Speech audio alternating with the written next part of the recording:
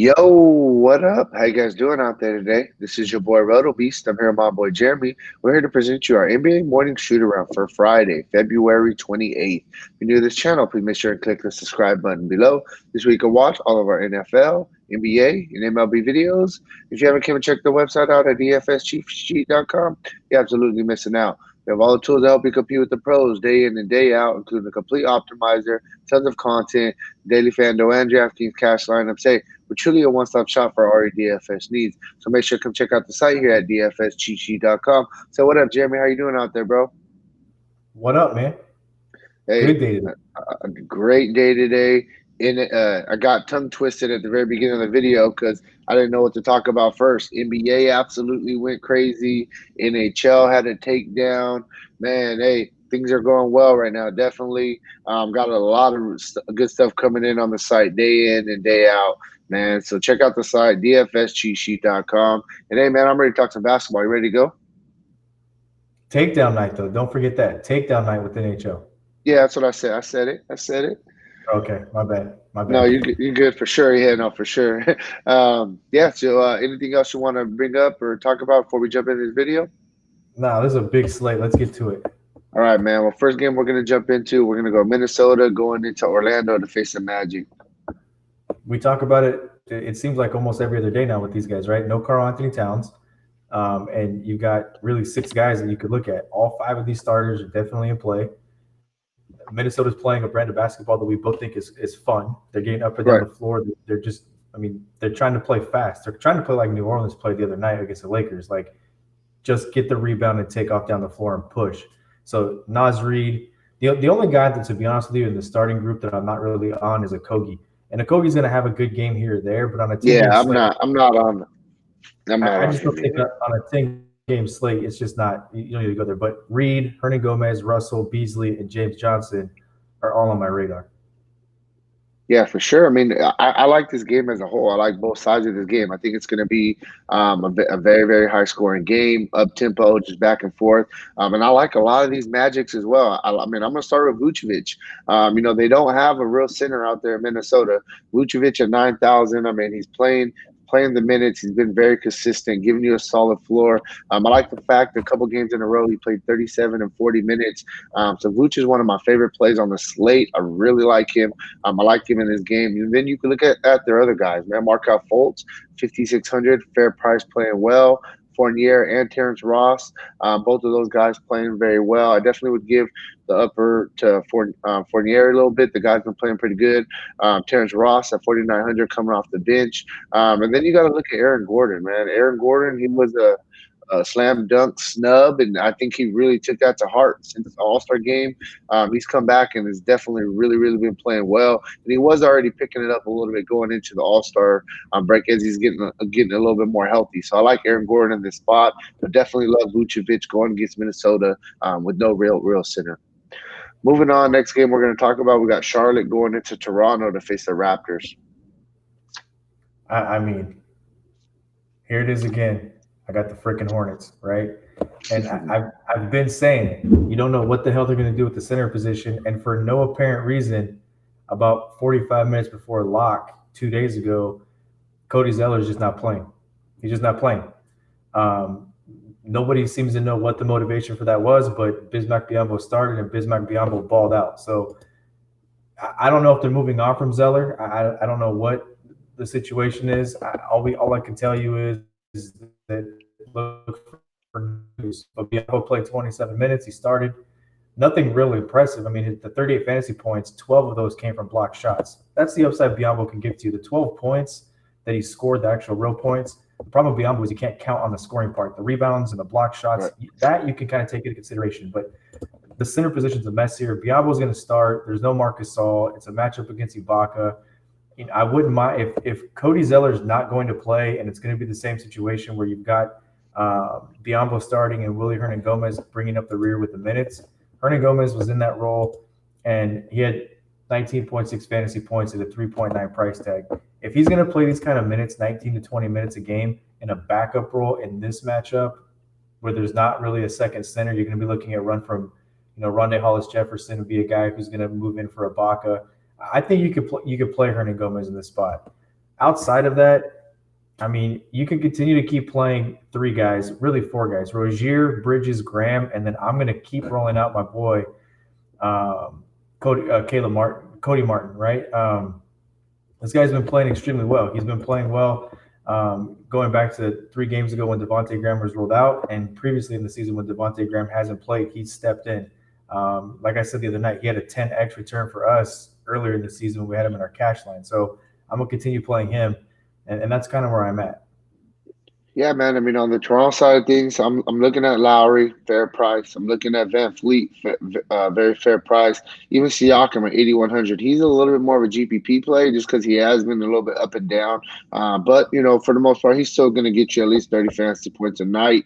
So I really like those three guys. And then the biggest thing is I got to wait on Serge Ibaka. He's a game time decision right now, listed as questionable. If Serge Ibaka does get out, does end up getting ruled out, with Marc Gasol already out. I think you could definitely load up some Hollis Jefferson and load up some Butcher, both of them almost at bare minimum price tag. So that's a big piece of news that we're going to have to wait on tomorrow. Definitely could possibly have some value out there at the power forward spot. Who? What do you mean? You said who's Butcher? Butcher, however you say his name. Chris Boucher, bro. He's French. Boucher. Boucher. I don't know, bro. Hey, I just call it how I see it, bro. I call it how I see it. And this game should be a pretty good game too, for fantasy wise at least. You got Brooklyn going into Atlanta to face the Hawks. You have to start with the guy we've been talking about for the last 2 months, Karis LeVert. 34 minutes of back-to-back games, 19 real points and 34 points against Washington. He had 62.7 fantasy points and just put really together a total game, 34, 6, and 7. He did have 4 steals. But here's the thing with LeVert. If you look at LeVert's game logs, he gets you between 2 and 6 steals a game. I mean, that's kind of what he does. The steals are kind of something that you could almost count on him getting you 6 points just in steals. So anything more than that is just icing on the cake. But at this price tag of 7,200, I think people may stay away from LeVert because now the price is inflated. He's not, a mid-tier play. He's kind of moved up a little bit into the 7,000s. You have to still look at Dinwiddie. 7,300 is a very fair price for him. If Trae Young's not going to play, the first thing we have to say about the slate, bro, is there is a ton of news that we're going to have to wait for, and a ton of stuff is going to play. And that's one of the reasons why you need to just pay attention to all the content we do on the site, right? Because there's so many guys that are game time decisions. Trae Young being one of them. But I think Trae Young will play though. He got a little sick the other day, and ended up playing through it. So it's not injury related. It's more just he was sick. So I think that he will play tomorrow. I would say that too, but I mean, you never know. The guy who's sick, Right. maybe he's got hopefully doesn't have coronavirus or something like that, right? Right. But I mean, to me, it's 2 guys with Brooklyn, and it's going to continue to be 2 guys. You could look at DeAndre Jordan. You could look at Jarrett Allen. Jarrett Allen's a very fair price tag at 5,200, but it's really about the 2 guys. It's about Dinwiddie. It's about LeVert. Man, I think this is the easy game. You said it. Brooklyn side, it's Dinwiddie, it's LeVert. On Atlanta side, I honestly think it's just Trae Young and it's Collins. I mean, I think that's where it is, and you just kind of move on. If Trae Young does end up getting ruled out, you could definitely look at Jeff Teague at a bare minimum price tag. But I definitely think that he hasn't done anything though. Like yeah, Jeff Teague, no, I know. he hasn't done anything. He's coming off a good game against Orlando, 31 fantasy points. Yeah, I'd really look at DeAndre Hunter or Bruno Fernando if they're going to get run. Yeah, but yeah, no, I get you. Next game we talk about, we got OKC going into Milwaukee to face the Bucks. Back-to-back for Oklahoma City. Played a game tonight against Sacramento. Sacramento took the wire. Chris Paul's price tag is very fair. It's a very fair price tag for Chris Paul. The only thing you have to be cautious with here is it's a back-to-back, and he's got old legs. Played 32 minutes tonight. So, you want to – it's a situation where they have Galitas Alexander and they've got your boy Dennis Schroeder. So he doesn't have to play 32 minutes on the second half of a back-to-back. And I actually like Schroeder and Galitas Alexander for that reason. Gallinari, you talked about him today. The guy's playing really well. 5,700 price tag for Gallinari. And he's just playing really well. The problem is this is such a difficult matchup. The Bucks are so good defensively, even without Giannis, and he's going to play tomorrow. So it's really hard to get behind anybody besides a couple of, to me, it's Galitas Alexander, and I just like Schroeder a lot because I think Chris Paul is going to probably play closer to 28 or 29 minutes in this one and give Schroeder a couple extra minutes. Yeah, for sure. So I mean, it's simple. I mean, you're looking at Bledsoe. I think he's a very fair price tag. Middleton and Takupo. I mean, those guys are the obvious guys here. I've been playing a little bit of Brook Lopez, but I'm not really too into Brook Lopez going against Steven Adams, who's a pretty good defender. I really just think I'm just going to keep it to kind of their main couple guys, and that's just really where I'm at. The problem with this game is that Giannis is dealing with this back thing where it's like load management. They had a back to back already in the week. If he gets ruled out, this is a big 10 game slate, and it'll be condensed to three guys. Well, I mean, bro, I mean, Middleton, Bledsoe, and let's Lopez. just let's just face it, bro. I mean, there's not even no reason to talk about it no more. If Giannis gets ruled out, we already know where we're at, bro. It's a four-man stack. It's Bledsoe, Middleton, Ilyasova, Brook Lopez. You just load them up. I mean, it's in, and you know what's crazy is we're already, only a few games into this, and we're already finding some possible value. So it could be crazy value tomorrow, but I like it when there's too much value because then there's guys that are a little bit lower owned and people actually really have to think about it a little bit, not just play the obvious play. You know what I mean? Because hey, I'm Yeah, gonna be on. I'll be honest with you, bro. If Jeff Teague is starting because Trey Young is ruled out, I'm loading up Jeff Teague, bro. I mean, it's just there's obvious places, and and definitely the Bucks are one of the obvious ones. But hey, we both think that Giannis will play. you would have the same situation that you had 2 nights ago with Boston and Utah, where we know what happens when Kimball Walker is out. There's the regular guys, Smart, Brown, Hayward, Tatum. Those guys are all in play. Right. And it was the last game was against Utah, and there was so much other value like Josh Jackson, Dario Saric, Al Horford, and this could be the same type Right. of situation because the game we're about to get into, De'Aaron Fox missed today. He's a game time decision. You got Corey Joseph at 3.6, who just had a really good game. Yeah. This will be a typical game against Memphis. So there's going to be a lot of value if some of these guys miss. Yeah, I mean, you brought it up. I mean, you got Sacramento going into Memphis next. And it's just that, right? It's De'Aaron Fox ruled out today.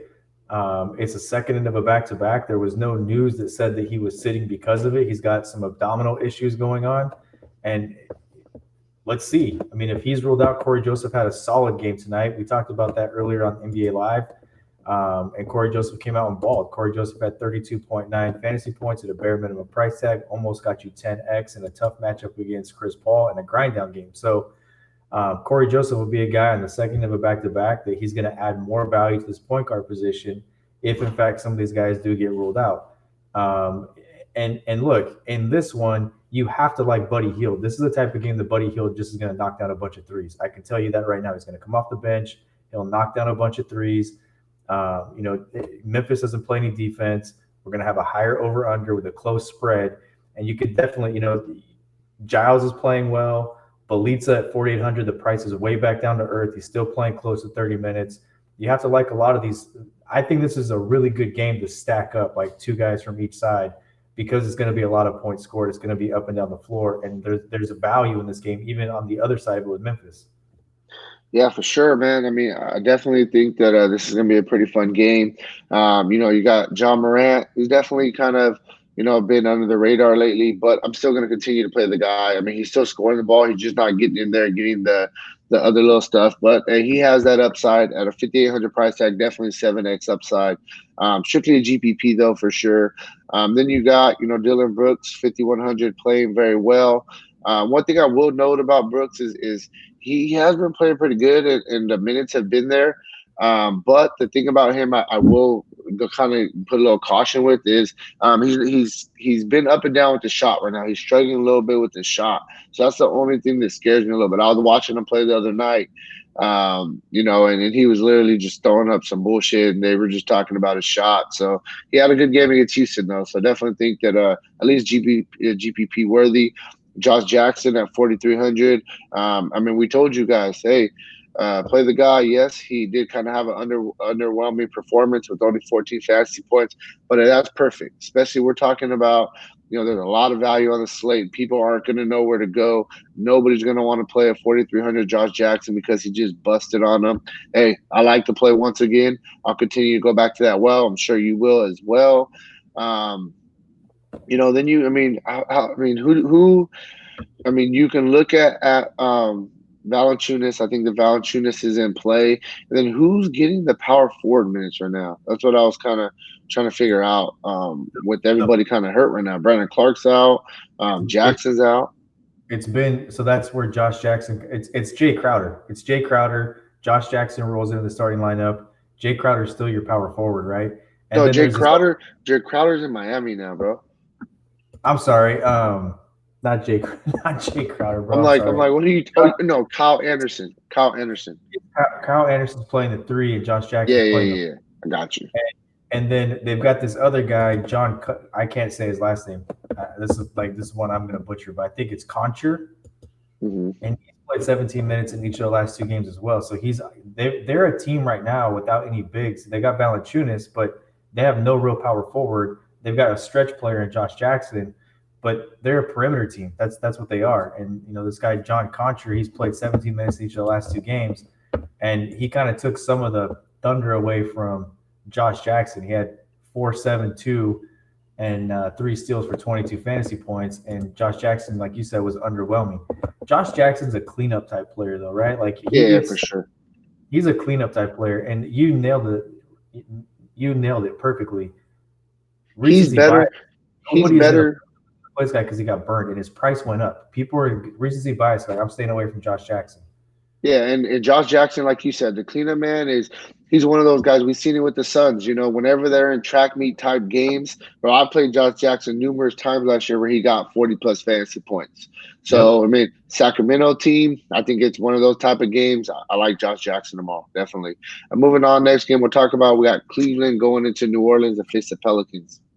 Drummond's already out, and I actually played Tristan Thompson 2 days ago with Drummond out, and Tristan Thompson had 37.6 fantasy points, and you nailed it as well. You said if Drummond's going to be out, you were going to look for Larry Nance to start. He didn't start, but he had a monster game. He had 37 fantasy points, and I think you can load these guys up again. Kevin Love's just underwhelming. It's just period point blank underwhelming. I think he's miserable. I think the talk he had with depression is real. It's cold in Cleveland, and I'm not poking fun. I'm saying this in all sincerity. When you're in a place like Cleveland where it's cold and you battle with a mental illness like that, he's not playing good, man. And you could just tell the guy's not happy where he's at. I wish they just send him somewhere where he could, because he's a really talented player.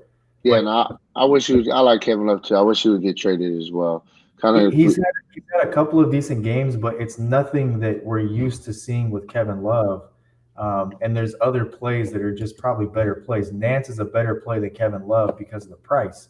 Um, you know, 30 from Nance is better than 30 from Kevin Love at 6.2. So, Right. Colin Sexton, we talk about him all the time. He's having a solid year. I think you continue to look at Colin Sexton.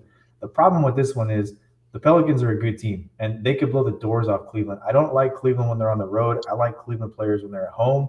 And for me, the one guy I possibly look at is Tristan Thompson, but I personally think that there's a 12-point spread, and I just think that the New Orleans is going to blow these guys out. Bro, I'm a Pelicans fan, bro. Those are all my Laker dudes. And I like Drew Holiday. Now they got Zion, bro. I'm playing them all. I think Lonzo. I mean, it's crazy because we're talking about them being so deep in their starting lineup, and everybody's eating. They're just playing up tempo, run and gun. I mean, you can look at Lonzo, Drew Holiday, Ingram, and you can look at Zion. I think they're all too cheap. The only guy that is I feel is a tiny bit overpriced is Drew Holiday at 8,600. But even then, I mean, in the past 7 games, the guy's averaging 46 fantasy points. So everybody's eating, everybody's playing well right now. I definitely think that you can load up all 4 of those guys. I feel pretty comfortable. Derek Favors 5,000. I mean, the price tag is fair. I just don't like the minutes that are there. So he's probably the only starter that I'm not really on. But I definitely like all the other guys. And then the only other guy, I mean, no, I'm not even going to bring him up. Yeah, I'm just going to stick with the 4 guys. I'm moving on. I Next game, we'll think talk. you don't think Zion's too expensive in this spot at 8,000. I mean, it's tough. It's tough. I think it's just Zion. He's getting in that conversation where anytime he's on the slate, you can play him in GPP as long Well, as he's one thing going I was going to ask you about, I was waiting until this game came up, but they talked about it in the Laker game a little bit that they are pushing for him to win the Rookie of the Year. So, do you think that part of that, you're going to see him play some mop-up minutes, even in block games, to showcase.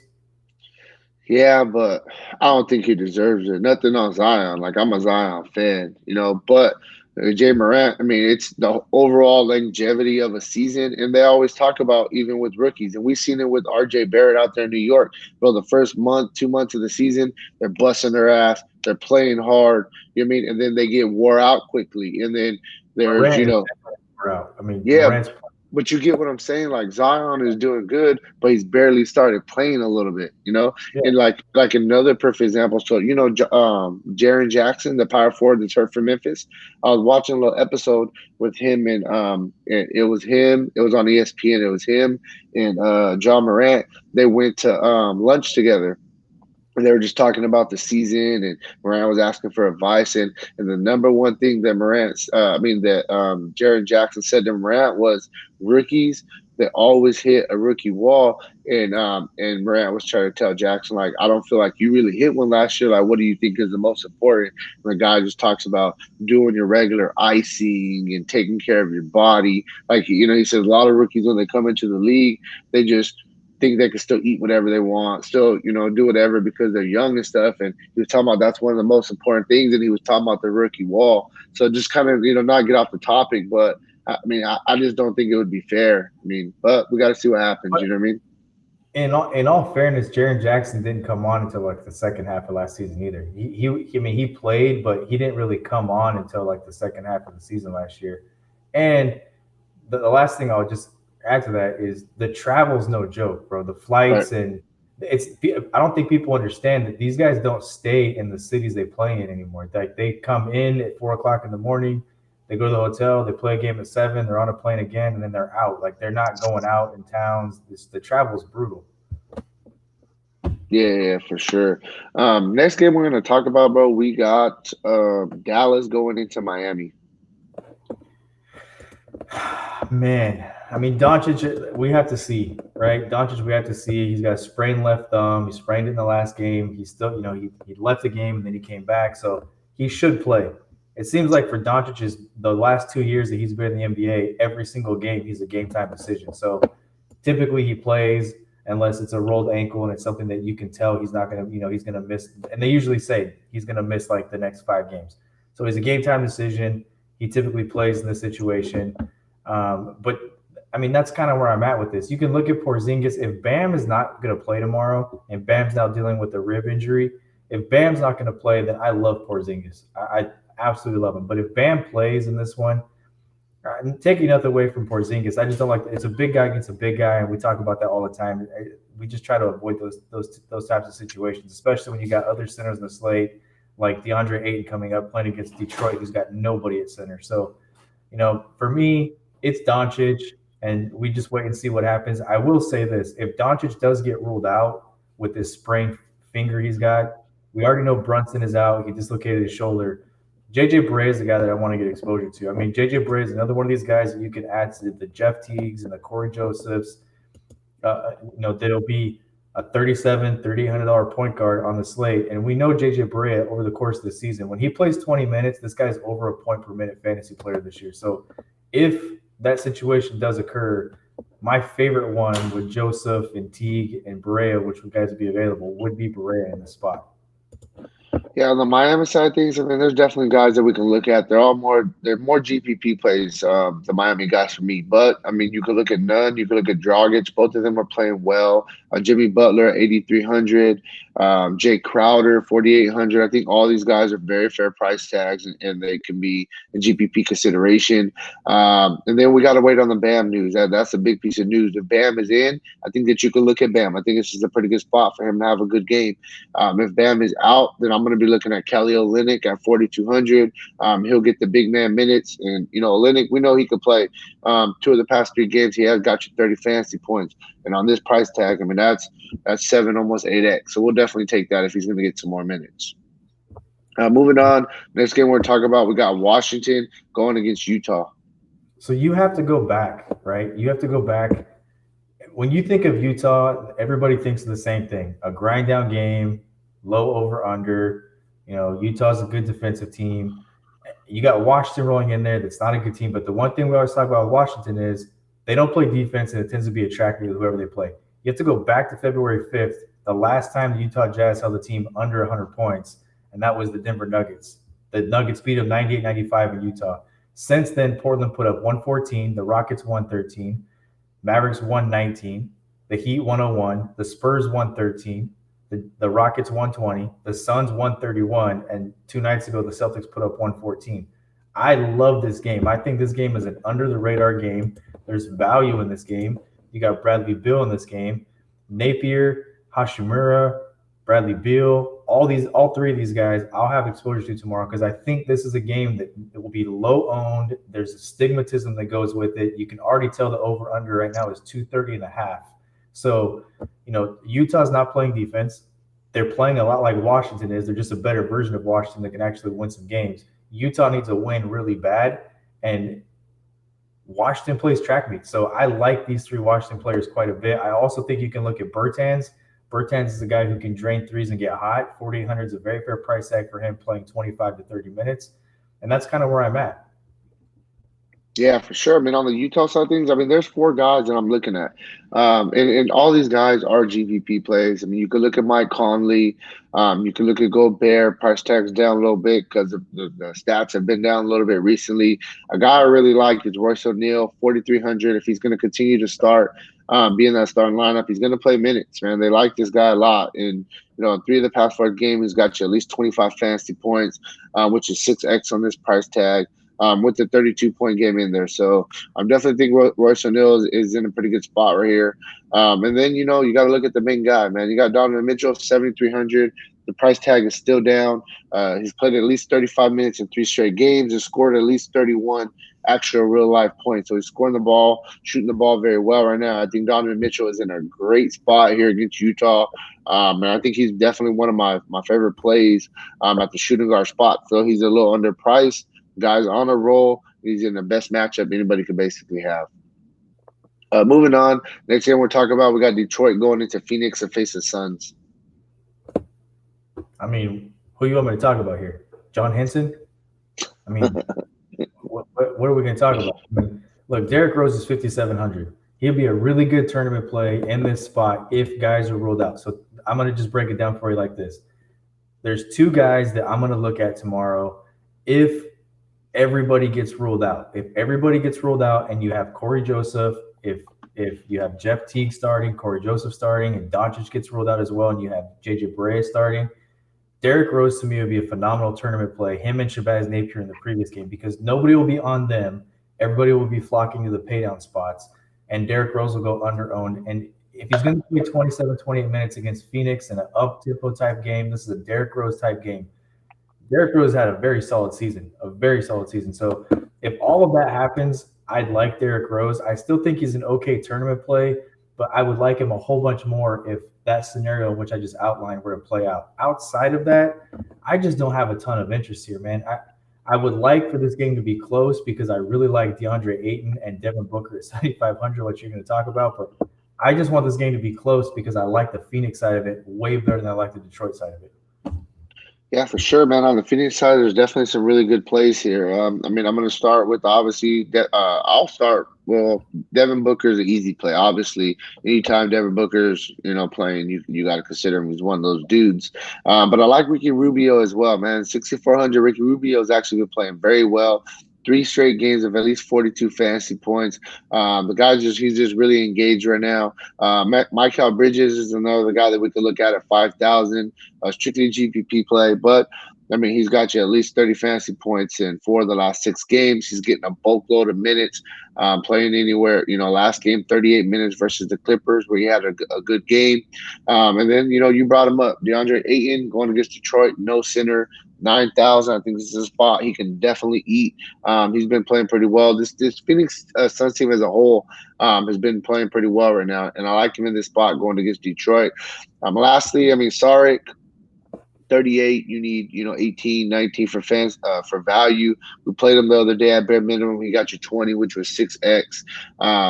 Yes, he struggled a little bit, but the fact that he played 31 minutes, got you 9 rebounds and 3 assists. Usually he knocks down a couple of threes as well. If that's the case, man, you'll definitely take that at this price tag. So I pretty much I like this Phoenix starting five. I think that they're all definitely in play against this depleted Detroit team. Moving on, final game of the night, we got Denver going into we got Denver going into Staples Center to face the Clippers. This should actually be a really, really good game, at least to watch.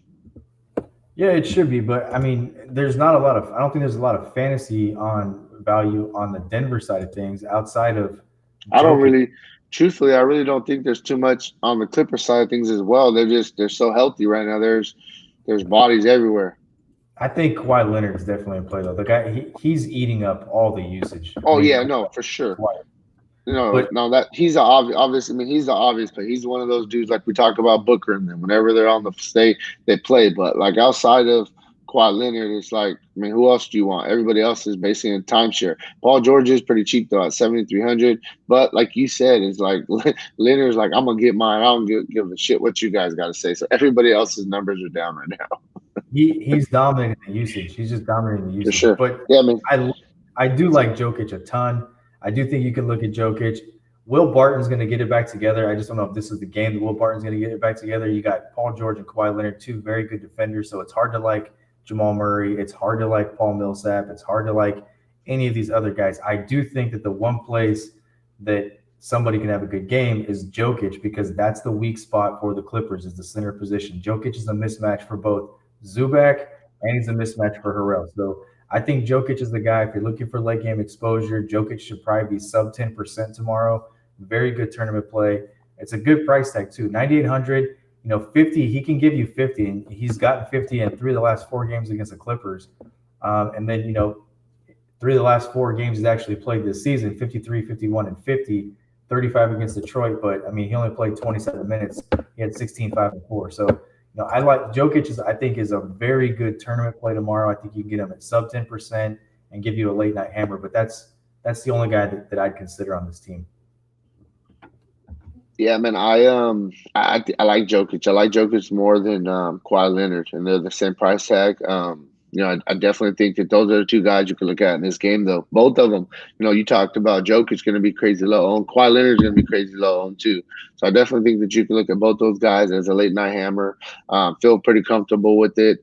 But yeah, man, I think that's really where we're at. If you guys want a more in-depth analysis, on the slate, make sure to check out the site, DFSCheatSheet.com. And hey, good luck on your guys' contest, all right? Peace out.